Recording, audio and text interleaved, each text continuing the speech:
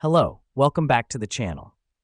Today we're diving right into the heart of Monday.com, focusing on how to use automations to streamline your workflow. First up, you'll want to navigate to your desired board. Now, the reason we do this is because automations are board-specific, meaning each board can have its own unique set of automations. Once you're on the board, locate and click on the automations icon, which looks like a little robot. This is where all the magic happens. This step is crucial because it's the gateway to all the automation possibilities Monday.com has to offer.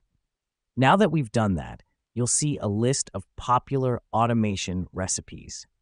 Think of these as pre-made automations designed to save you time. You can either choose one of these or create a completely custom automation. The reason we have this option is because Monday.com understands that every team's needs are different, and providing flexibility is key to helping you optimize your workflow. Next, let's say you've chosen a pre-made automation recipe. What you'll need to do is customize it to suit your needs. You'll need to define the trigger and the action. The trigger is the event that sets off the automation, while the action is what happens as a result. This step is important because it allows you to tailor the automation to your specific needs, ensuring you get the most out of Monday.com's automation feature.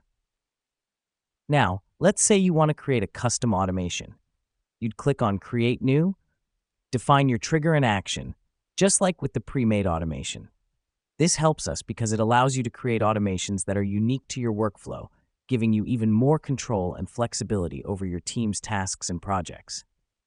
Once you've defined your automation, click on Add to Board. And just like that, your automation is live. The reason we do this is to activate the automation on your board so it can start doing its job and making your life easier. The great thing about automations is that they work behind the scenes to reduce manual work and streamline your team's processes. Let me explain why this matters. It saves you time, reduces the chance of human error, and helps maintain a steady workflow. And that's it. You've just learned how to use automations on Monday.com. You've taken a big step in optimizing your workflow and making your team more efficient.